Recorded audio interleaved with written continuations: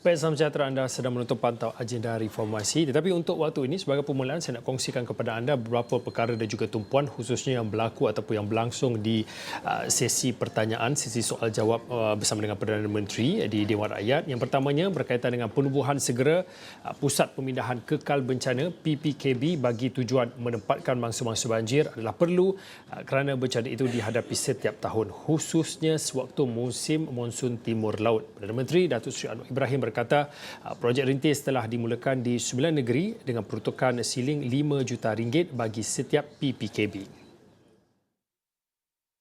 Sewaktu menjawab soalan di Dewan Rakyat pada Selasa, Perdana Menteri berkata langkah itu dirasakan perlu kerana tidak munasabah untuk bergantung kepada pusat-pusat pemindahan sementara sahaja.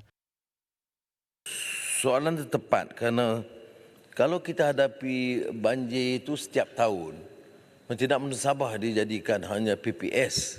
Sebab itu kerajaan telah memutuskan untuk menubuhkan segera pusat pemindahan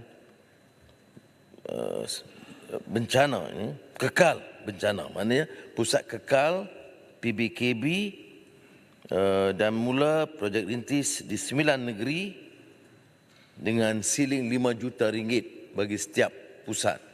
Jadi pusat ini boleh mungkin gunakan apa-apa kegiatan komuniti sementara tetapi di-reserve dengan satu persiapan supaya tidak jadi PPS. Jadi kemudahan itu akan jauh lebih baik. Dan NADMA memang diperkemaskan untuk maksud tersebut dan peruntukannya dan persiapan awalnya untuk menangani masalah banjir ini.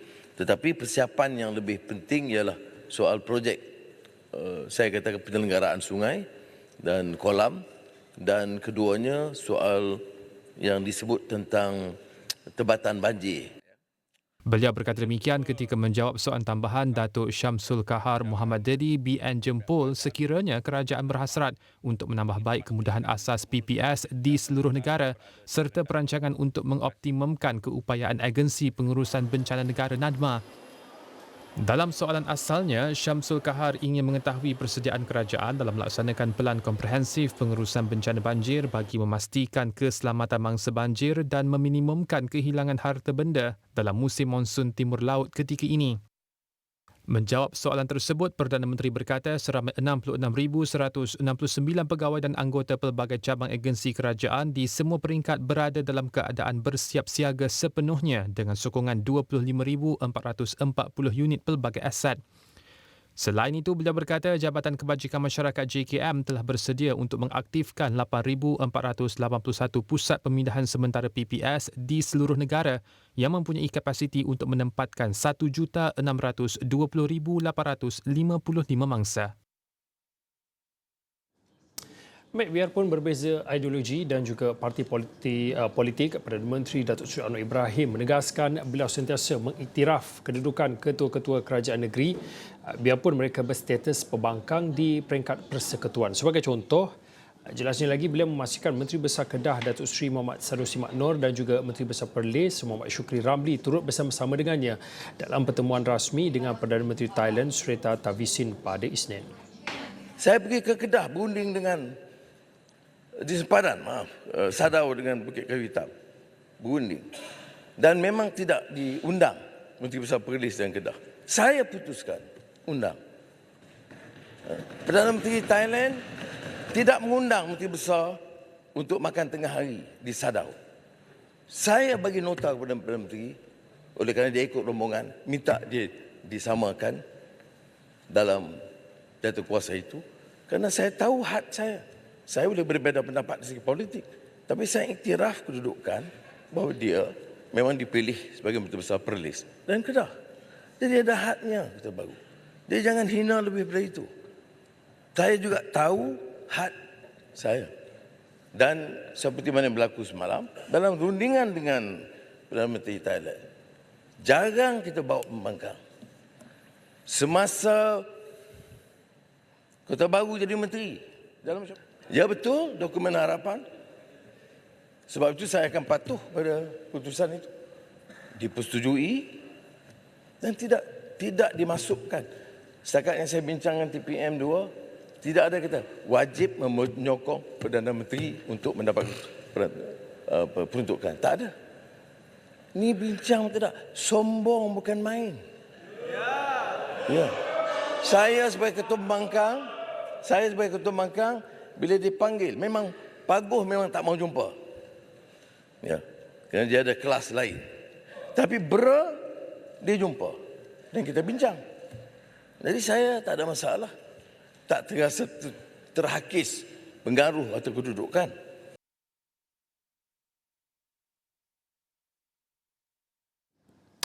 Baik, untuk waktu ini di segmen Pantau Agenda Reformasi ini kita nak membawa diskusi dan juga perbincangan melihat kepada apa yang disebutkan oleh Perdana Menteri di sidang Dewan Rakyat pada sebelah pagi tadi, iaitu berkaitan dengan lawatan sehari beliau untuk bertemu dengan rakan sejawatnya dari Thailand, Srettha Thavisin, iaitu apa yang dilakukan pada Isnin, dan pertemuan berkenaan diadakan di Kompleks Kastam, Immigration dan Kuarantin CIQ Sadao, Thailand. Dan tujuan utama lawatan tersebut adalah untuk melihat kemajuan kerja bagi projek jajaran jalan yang menghubungkan Kompleks Immigration, Kastam, Kuarantin dan Keselamatan ICQS Bukit Kayu Hitam di Malaysia dan Kompleks Kastam, Immigration dan Kuarantin CIQ Sadao di Thailand. Kedua pihak turut dijangka mengadakan perbincangan berkaitan dengan penubuhan pasukan petugas bersama bagi meningkatkan hubungan dua hala Malaysia dan juga Thailand dalam bidang perdagangan dan pelaburan, pelancongan, pertanian dan keterjaminan makanan serta keselamatan sempadan. Dan terdahulu PM tiba di lapangan terbang Sultan Abdul Halim Al-Ustaz dan disambut oleh Menteri Besar Kedah, Datuk Seri Muhammad Sanusi Mat Noor.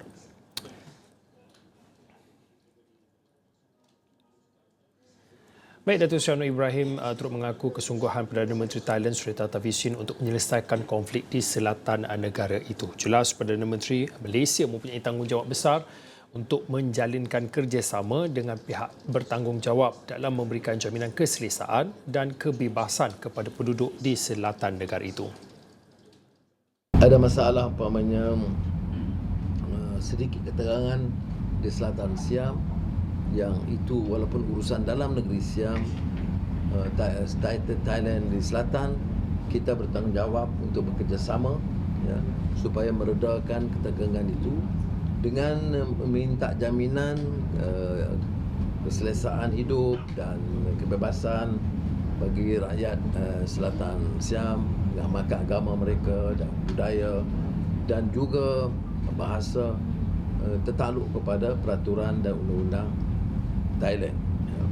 Dan saya lihat ada kesediaan Perdana Menteri Thailand untuk secara sungguh-sungguh mempenyelesaian, dan kita hanya akan menjadi fasilitator, membantu, yang diketuai oleh mantan.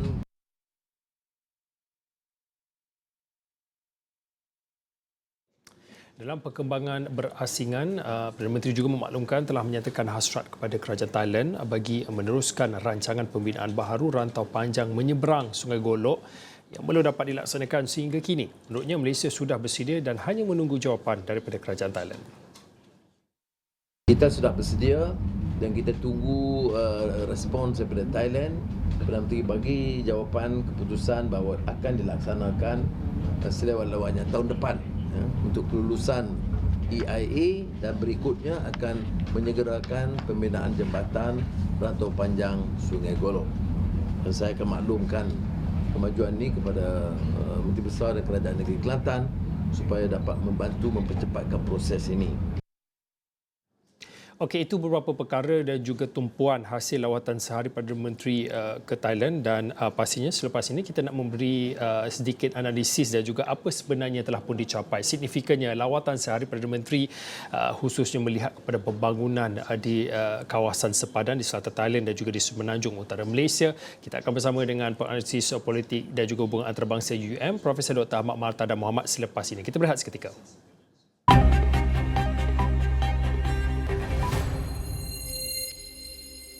Kerap menggayakan rambut akan rosak.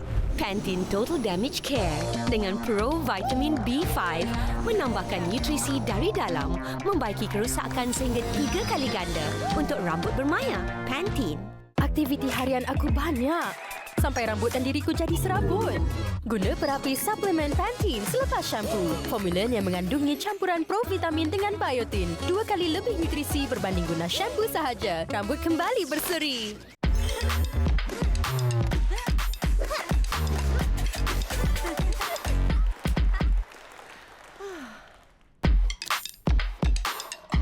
Rebalance your body with Yo's Chrysanthemum Tea. Mengumumkan tawaran kencang untuk mak, ayah, ada maklum dan ramai lagi. Tawaran istimewa untuk pelanggan Astro yang setia. Dapatkan 500 Mbps hanya RM90 sebulan. Dengan router Wi-Fi 6 yang pantas. Dapatkan Astro Fiber 500 Mbps hanya RM90 sebulan hari ini.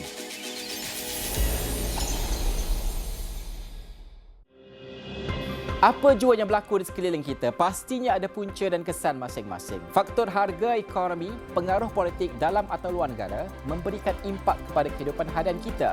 Di Niaga Awani kami memberikan gambaran jelas melalui analisis mendalam, merentas pelbagai segmen dan latar belakang. Kami akan bantu anda untuk faham segalanya.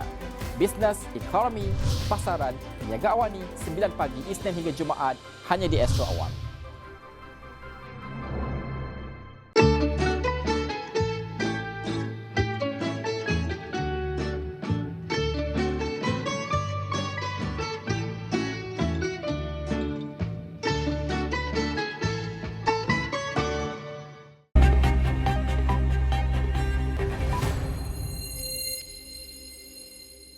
Baik, kembali dalam pantauan agenda reformasi. Satu lagi tumpuan dan juga apa yang boleh saya bawakan pada waktu ini, khususnya menjadi tumpuan di Dewan Rakyat, iaitu Kementerian Kesihatan menarik balik rang undang-undang kawalan produk merokok demi kesihatan awam 2023 daripada bacaan kali kedua dan menggantikannya dengan yang baharu untuk bacaan kali pertama.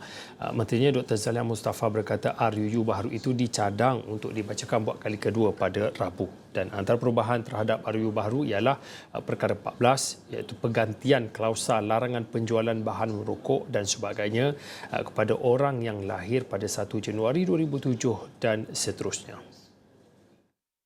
Manakala dalam perkara 13, RUU yang baru itu berkata mereka yang lahir pada 1 Januari 2027 dan seterusnya masih boleh menggunakan apa-apa produk tembakau, bahan merokok atau produk pengganti tembakau selepas mencapai usia 18 tahun.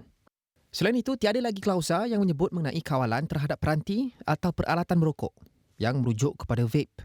Pada Jun lalu, Dr. Zaliha memaklumkan RUU yang dibentang sewaktu zaman Khairy Jamaluddin menjadi Menteri Kesihatan perlu dirujuk semula ke Jawatan Kuasa Pilihan Khas Kesihatan. Kata beliau, langkah itu perlu kerana ada gesaan daripada Badan Profesional dan Pertubuhan Bukan Kerajaan atau NGO yang mencadangkan supaya beberapa perkara dalam RUU itu diteliti semula.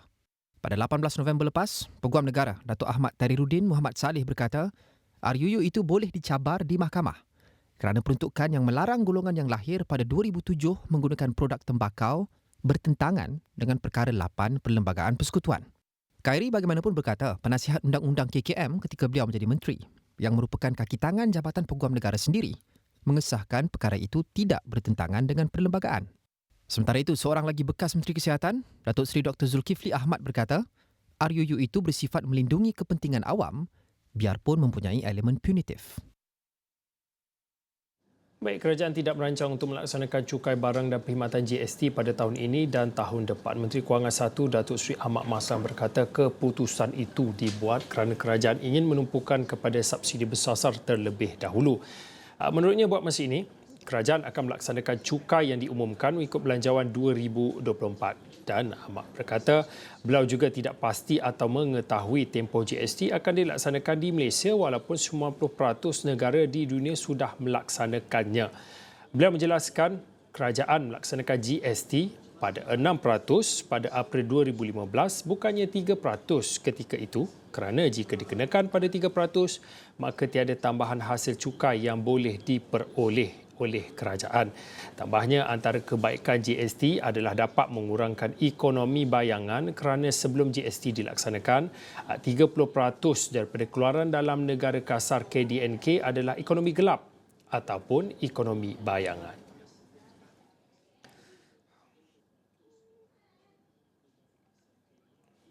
Baik, jumlah perdagangan Malaysia pada Oktober 2023 berjumlah 239.5 bilion ringgit dengan ekspor dan import masing-masing sebanyak 126.2 bilion ringgit dan 113.3 bilion ringgit.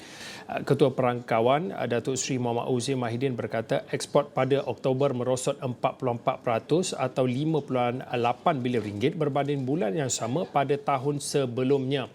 Menurutnya, penurunan ekspor dipengaruhi oleh ekspor yang rendah di kebanyakan negeri dan sementara itu, Pulau Pinang kekal sebagai pengeksport utama dengan sumbangan 30.9%, diikuti oleh Johor 20.9%, Selangor 18.2%, Sarawak 7.9% dan Kuala Lumpur 4.3%. Import pula susut 0.2% atau 193.1 juta ringgit pada Oktober 2023 berbanding pada bulan sama pada 2022.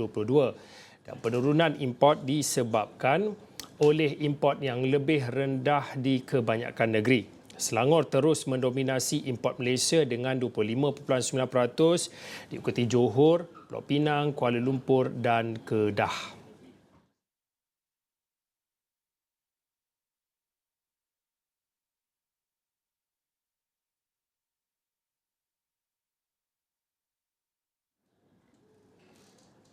Okey, kita berehat seketika, kembali lagi selepas ini.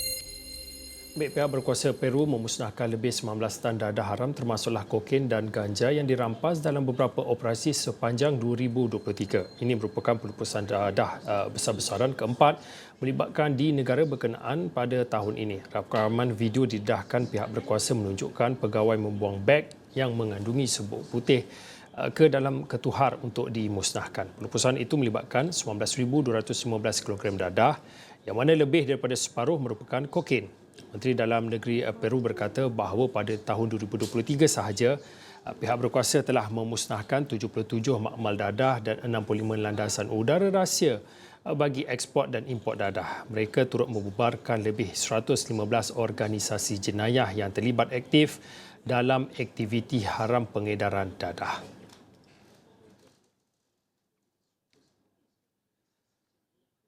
Baik, 20 terbunuh manakala hampir 2,000 banduan melarikan diri semasa serangan ke atas barak tentera, penjara dan lain-lain lokasi di Sierra Leone.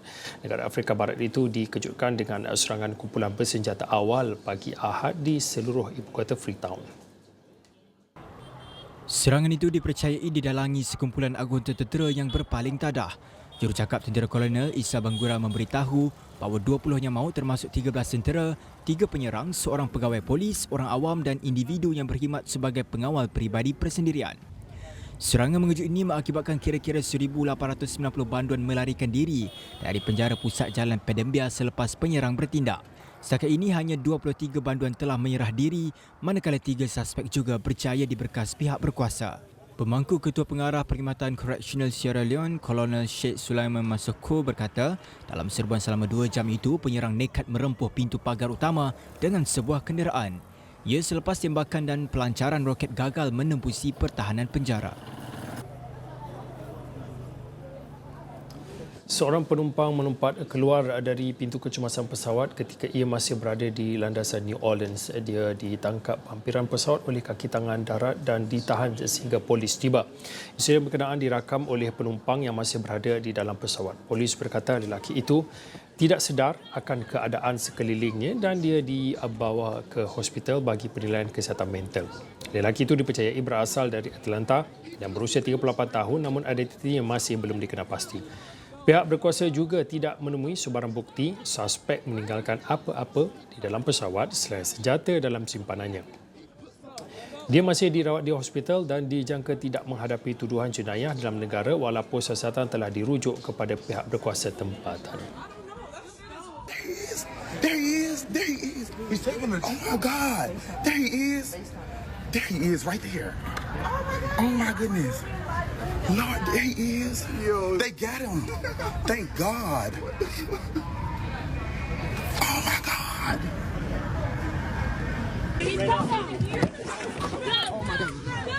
Majlis Keselamatan Pertubuhan Bangsa-Bangsa Bersatu PBB mengecam tindakan Korea Utara melancarkan satelit pengintip pertamanya minggu lalu. Pegawai kanan PBB Khalid Khairi menyifatkan ia bakal mengancam keselamatan serantau termasuklah pengintipan penerbangan awam dan trafik maritim. Tambah Khalid, meskipun Pyongyang mengeluarkan pemberitahuan pra-pelancaran kepada pengawal pantai Jepun, namun Pyongyang gagal memaklumkan pelancaran itu lebih awal kepada Pertubuhan Maritim Antarabangsa, Pertubuhan Penerbangan Awam Antarabangsa atau Kesatuan Telekomunikasi Antarabangsa. Wakil Tetap Amerika Syarikat ke PBB Linda Thomas Greenfield berkata, tindakan mereka jelas pelanggaran resolusi antarabangsa dalam memajukan keupayaan senjata nuklear. Turut senada, Jepun yang mahu PBB mainkan peranan bersama dengan tidak menggalakkan pembangunan senjata pemusnah besar-besaran WMD oleh mana-mana negara termasuk Korea Utara. Pyongyang berada di bawah sekatan PBB atas program pembangunan peluru berpandu balistik dan nuklear sejak 2006. Namun mereka berulang kali mempertahankan program nuklear mereka hanya untuk mempertahankan diri. Sejak beberapa tahun kebelakangan ini, Majlis Keselamatan PBB terutamanya negara kuasa veto berbeza pendapat mengenai kawalan kerakusan Pyongyang. Amerika Syarikat menuduh Rusia dan China melindungi Korea Utara dengan melindunginya daripada lebih banyak sekatan. Baik, Kerajaan Baru New Zealand akan membatalkan undang-undang terkemuka dunia negara itu untuk melarang tabiat merokok untuk generasi akan datang. Hasut berkenaan mengecewakan pegawai kesihatan awam yang berpendapat langkah itu akan mengorbankan ribuan nyawa ekoran faktor kesihatan. Gabungan yang diketuai Perdana Menteri New Zealand yang baru mengangkat sumpah, Christopher Luxon menyatakan kesiadaan untuk membatalkan undang-undang yang diperkenalkan oleh kerajaan pimpinan buruh sebelumnya. Mereka berpandangan terdapat kelompongan dalam draft undang-undang berkenaan dengan mengambil contoh individu berusia 36 tahun boleh merokok, tetapi tidak kepada mereka yang muda hanya setahun. Katanya trend penurunan kadar merokok merentasi pelbagai generasi dijangka berterusan melalui kempen pendidikan yang kuat. Pada 2022, New Zealand meluluskan undang-undang perintis yang menghalang mereka yang lahir selepas Januari 2009 daripada membeli rokok secara sah. Pengarah ASH Action for Smoke Free 2025 Ben Yuden berkata, langkah itu adalah dasar terkemuka dunia yang akan menyelamatkan beribu-ribu nyawa yang turut menjadi model beberapa negara termasuk Malaysia. Baik, sekian pantau agenda reformasi. Saya Fauzin Saumat.